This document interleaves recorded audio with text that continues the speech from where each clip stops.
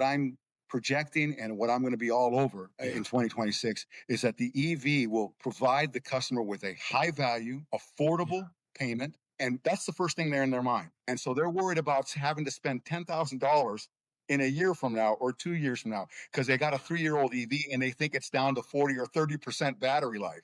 When the reality is the only thing you have to worry about buying an EV is changing the tires, right?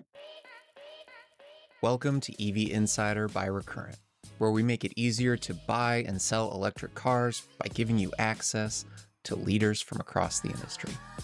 Let's get started. Tell me a little bit about your group. So, Danny Papakalos, corporate pre-owned director for Number One Cochran. Sounds and good. We're the largest automotive retail group in Western Pennsylvania. Okay, got it. So Western Pennsylvania, Eastern Ohio, not like the classic hot electric vehicle market that springs to mind, you know?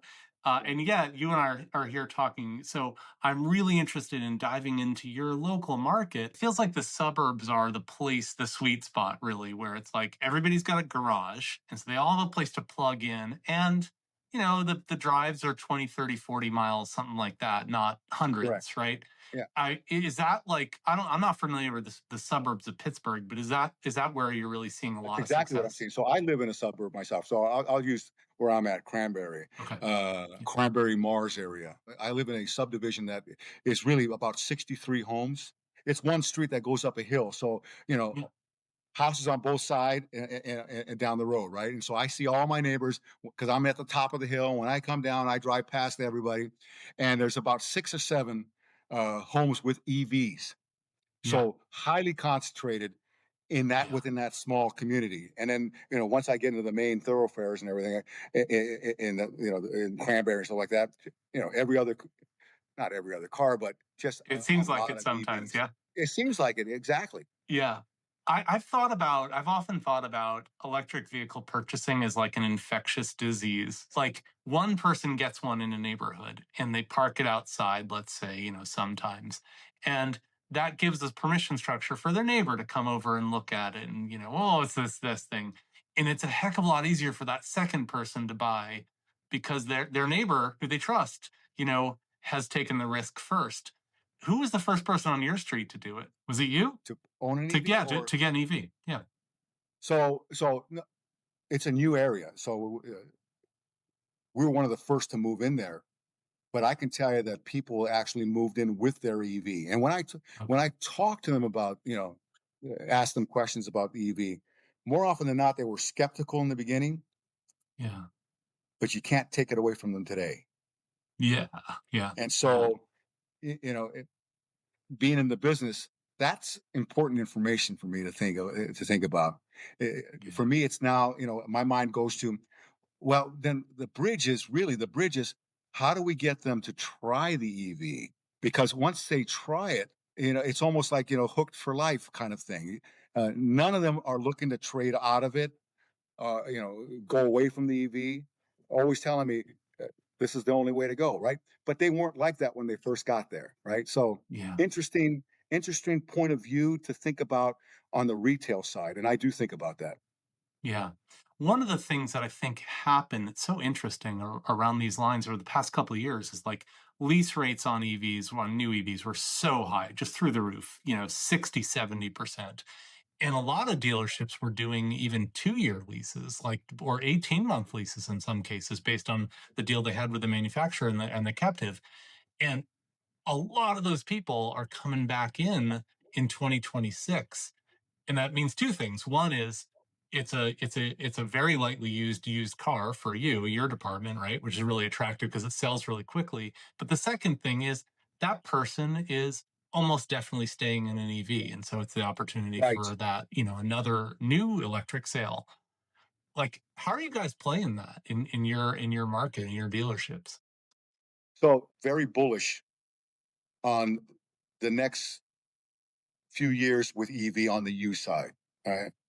I think there's going to be a, a very lucrative opportunity for dealerships to really play in that market, right? To play in the EV.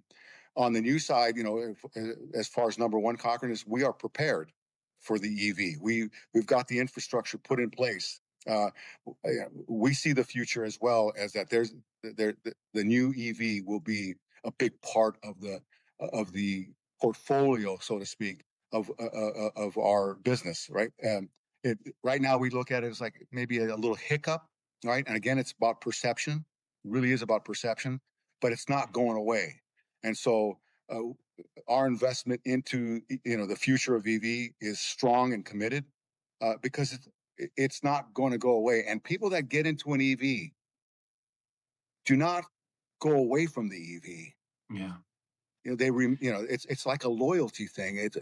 It feels like that to me. And I look at that, I sense that loyalty, and I think that there's something there on the used car side, right? Yeah. It's a matter of just getting that first foot in the door. Yeah. And it makes me think of the CPO program, right? Okay. How that started, right? And the true the real CPO, the manufacturer certified pre-owned program, really started with Lexus Okay. back in the early '90s. And part of the mentality, the reason for getting into that was to build loyalty, right? But to build loyalty, you have to get people to actually purchase your vehicle first, right? In order to get that loyalty. The difficulty was that it's a luxury car, a new brand of luxury car, but everybody knows it's made by Toyota. So it was that bridge to cross from Toyota to a luxury car when you could buy a known luxury vehicle such as a Mercedes or a Audi or BMW. And how did you get the consumer to say, all right, I'm going to spend the same amount of money for a better Toyota? That's a difficult bridge to cross. So what they did was they came up with a certified program. And what it was, it's a way it was a vehicle to get people to say, okay, I'll try this vehicle because it's going to cost less, but it's going to have a program that's just as good as a new car, right? Warranties and things of that nature. So it was a security, a safe way to try the car out. It was brilliant, right? Mm-hmm. Because people, once they bought the Lexus, the certified car Lexus, they saw that they could get all this technology, you know, equipment and luxury at a lower price, but they were also able at that point see the value of the car. So when they were ready to buy their next car, it was a very easy transition from the pre-owned Lexus to the new Lexus because Okay. there was trust built into it. It was and it built loyalty, right? And Yeah. I see the same thing happening with EV. So when you look at the market today on new cars, affordability factor is huge, right? Very expensive to buy cars. The average payment on a new car is going to in the $800. Uh, I see a lot of payments in the $1,000, right, for a new car. That is not affordable to a lot of the people. A lot of people just they don't want to spend that kind of money. So the pre-owned market is going to have a huge opportunity in the next couple of years. You know, since COVID, at the time of COVID, there were 8 million cars of production that were just lost. And those vehicles would be coming into the market as a pre-owned car today. Today, 2020, 26, 2027, they're not there. They're not available. So those are gone. So people looking for a 1 to 3 year old car are going to have to spend a lot of money to buy because there's very few of them, supply and demand, right? And so that's a difficult purchase. And it's going to be, in my opinion, it's going to be a higher payment for those people. Yeah. So Yeah.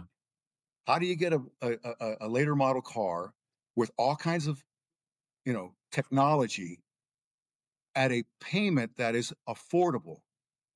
That's where the EV, in Yeah. my opinion, and what I'm projecting, and what I'm going to be all over Yeah. in 2026, is that the EV will provide the customer with a high value, Yeah. affordable payment, and from that, like the CPO program that Lexus did, they will have crossed the bridge to the EV and realize there is something to be experienced in owning the EV, and I can And see so you that and then you think those people 2 years later are now buying the new one. So exactly. it sets up your colleagues on the new side for their next sale. Exactly. It sets Yeah. up that next phase. And I'm not saying that from a guessing perspective. Yeah. I hope or estimate, like I said when we first started talking, the people I talk to, right, in my neighborhood or Yeah. just EV conversations in general, they are, they are strongly committed to Yeah. staying with an EV at that point. And Yeah. so, Yeah. for me, it's about what's the bridge and how do we get them to cross the bridge. And I fully believe a pre-owned EV is the vehicle and bridge that will transform the market I gotcha. in the future. Okay, so a lot has changed in this market overall in terms of people's perceptions over the last 2 years. What's something that you believed 2 years ago that you no longer believe about EVs that you've changed your mind? Perception, battery. It's so important that we market education about EV as opposed to equipment and technology. That we Mhm. marketing tends to focus on that area of the vehicle, right? Yeah. The range or whatever it may be at the But what people don't know, and they and I was one of them, right? When you don't know the facts behind the EV, it can create this perception that, oh my goodness, I got to worry about the battery, especially in cold weather. The battery, it doesn't perform well. It degrades, right? And that's the farthest from the truth. When you educate yourself on EV and learn what the facts are, that personally changed my mindset on EVs, 180 degrees. Yeah. The battery is not actually a battery, from what I've learned, and you can back me up on this, but the battery actually performs better as far as degradation in cold weather. Yeah. It doesn't degrade like what we think it is. The perception is the batteries go, Right. the degradation is high in colder weather, when in fact it's the opposite. Absolutely. Yeah. I mean, you might have a little bit shorter range that day, on a really, really cold day, but long term, it's totally fine. Yeah. I mean, I'm Um, seeing, 8-year-old EVs with 90% battery still, yeah. battery life. Yeah. If you would have asked me that question before I learned the facts, I would have Yeah. told you, oh, 8 years, probably 20% battery or 30%. Yeah. Yeah. And Okay. I'm not the So only one that thinks like that. I hear you, but I want to like double click a little bit. I agree with you that I think a lot of the marketing, a lot of the advertising has been around the range, the charging, the battery, all these like practical things. And what has been missing from a lot of EV advertising has been the emotional. So I'm wondering what you think that like if you could design the perfect ad campaign, for EVs that really gets the emotional trigger, what do you think it is? Peace of mind. It would have to, it would be focused on the peace of mind aspect, right? Okay. It would be educational, a 60 Yeah. second high level education on EV, right? Because most Okay. people, they know that a battery is expensive. Yeah. And when we think about buying a car, a used vehicle, the number one concern anybody has about buying any used vehicle Yeah. is, am I buying a problem, right? Am I Yeah. what is the long term cost of this vehicle going to Yeah. be? The long term, right? In other words, if something, when's the transmission going bad on this car? When do I need to change the tire? That's the first thing they want to know, right? That's their fear. They also want to know from a dealer when they're buying. And here's another misconception in our business. It's been a tradition, for lack of a better term, not to talk about what the store or the group or the dealership did in reconditioning the car, right? But actually, the reality is people want to know firsthand, what did you do to the car? What Mm. did you spend on the car? They want to know that, right? And that's one thing that really doesn't come out in used car marketing, right? Is this is what we spent to make the car frontline ready, right? That should be Right. the first thing we talk about, because that's where peace of mind is built, right? So telling a person that you fixed the transmission, in their mind, doesn't say that the car is wrong, which was the perception. If you tell them that you fixed that, they're going to think the car has all kinds of problems. No, the consumer actually thinks that's one thing I don't have to worry about, right? So when it comes to EV, Yeah. I really believe that the education on what the things that are important to a person buying a used car or any car, but especially a used car, is what's the cost of this vehicle going to be, the future Right. cost. And Right. so if they don't understand EV, they're going to think that, I got to worry about it. $10,000 battery. Yeah. I've Yeah. heard of ranges from $10,000, $15,000. That's the first thing there in their mind, right? Yeah. And so they're worried about having to spend $10,000 in a year from now or 2 years from now because they got a Yeah. 3-year-old EV and they think it's down to 40 or 30% battery life. When the Yeah. reality is, the only thing you have to worry about buying an EV is changing the tires, right? Yeah, there's an interesting thing here is like you're not really like they're, a 3-4 year old EV is going to require very, very little reconditioning compared to its combustion car perspective. So you can't actually Exactly. like show both the look at all the things we just fixed in the same way, because it's like, well, you won't have to have done very much. So is it more that you focus on like, hey, these cars need barely any maintenance, moving Exactly. forward, that's where the peace of mind comes in.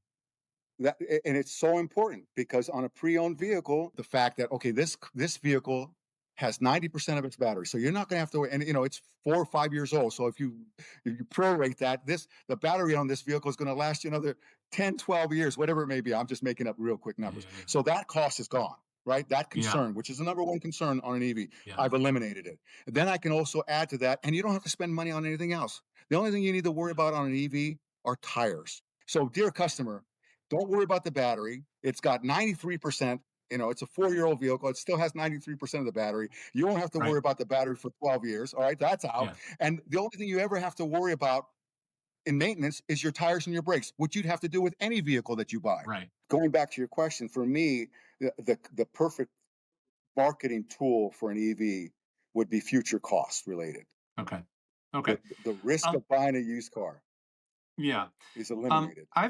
I've heard you talk in the past about, like, I think you've called it the used car equation is Correct. acquisition plus reconditioning plus pricing and merchandising, and that needs to sort of like work.